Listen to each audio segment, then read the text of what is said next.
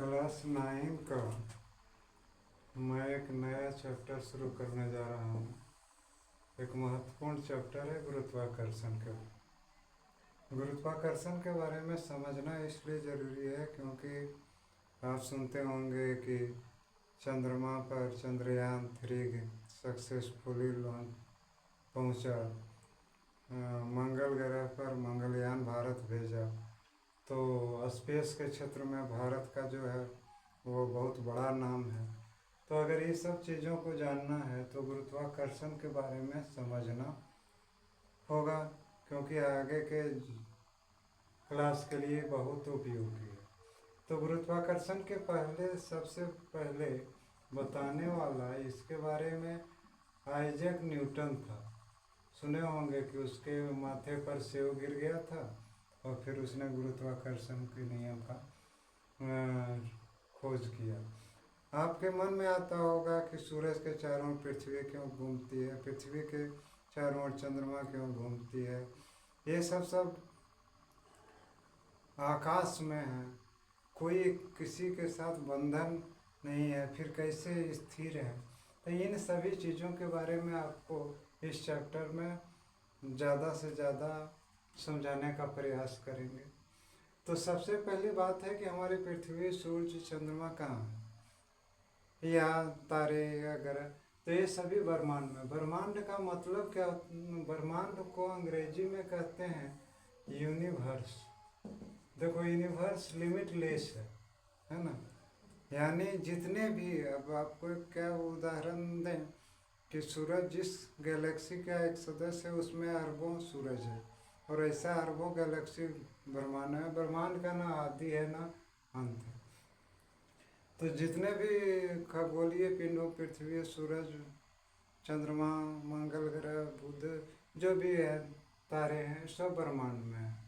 तो ब्रह्मांड में स्थित किन्हीं दो पिंडों के बीच लगने वाले बल को गुरुत्वाकर्षण कहते हैं। चाहे वह सूरज पृथ्वी के बीच में हो, है ना, या पृथ्वी चंद्रमा के बीच में हो, तो यह सब पिंड है। और इन पिंडों के बीच न चंद्रमा और पृथ्वी के बीच में कुछ सटा हुआ है, न सूरज और पृथ्वी के बीच में सटा हुआ है। तो वो एक बल से एक दूसरे को आकर्षित करते हैं। ठीक है, ये जो बीच लगने वाला बल है वो आकर्षण बल है। चंद्रमा पृथ्वी को, पृथ्वी चंद्रमा को, सूरज पृथ्वी सूरज को एक खास बल से अपनी ओर आकर्षित करती है। इस बल को हम लोग गुरुत्वाकर्षण बल कहते हैं। यह भी एक प्रकार का बल ही है, इसलिए एफ द्वारा सूचित किया जाए। देखिए, जब भी आप गुरुत्वाकर्षण पढ़ेंगे, खगोलीय पिंडों के बारे में पढ़ेंगे, याद रखिएगा कि हर हमेशा उनमें जो गति होती है वो है खास करके वृत्तीय तो नहीं होती है, परवलयाकार होती है, लेकिन उसे वृत्तीय गति की तरह माना जाता है। और जब कोई वस्तु वृत्तीय गति पर गमन करता है तो उसके वृत्त के केंद्र की ओर एक बल लगता है, जिसको हम लोग अभिकेंद्र बल कहते हैं। समझ गए? यह समझना इसलिए ज़रूरी है कि मान लीजिए एक गोल रास्ता में आप घूम रहे हैं, तो जानते हैं कहाँ होगा। जब भी गिरेंगे तो आप अंदर की ओर ही गिरेंगे, अंदर की ओर यानी केंद्र की ओर गिरेंगे। तो न्यूटन ने गुरुत्वाकर्षण का एक सार्वत्रिक यानी यूनिवर्सल नियम दिया था। क्या नियम दिया था? देखिए, पहला नियम में वो दिया था कि ब्रह्मांड में स्थित किन्हीं दो पिंडों, मान लीजिए ये भी दो पिंड है, तो ये दो पिंडों के बीच जो लगने वाला एक बल है वह उनके द्रव्यमान द्रव्यमान के गुणनफल के समानुपाती होता है। यानी उस पर जो बल लगेगा वो उनके द्रव्यमान के गुणनफल के समानुपाती होता है। यानी अगर गुणनफल बढ़ेगा तो बल का भी मान बढ़ेगा, गुणनफल घटेगा तो बल का भी मान घटेगा। तो पहला नियम है। दूसरा नियम में है कि उन दोनों पिंडों के बीच लगने वाला जो बल होता है उनके बीच की दूरी जो होता है उसके वर्ग स्क्वायर के व्युत्क्रमानुपाती होता है। व्युत्क्रमानुपाती मतलब 1/, उल्टा अनुपाती होती है। यानी बीच की दूरी अगर बढ़ेगी तो बल घटेगा, और बीच की दूरी घटेगी तो बल बढ़ेगा। तो अगर हम इसको दोनों समीकरण को पहला और दूसरा को संयुक्त कर देते हैं तो प्राप्त क्या होता है कि F very equal M M बटे डी स्क्वायर।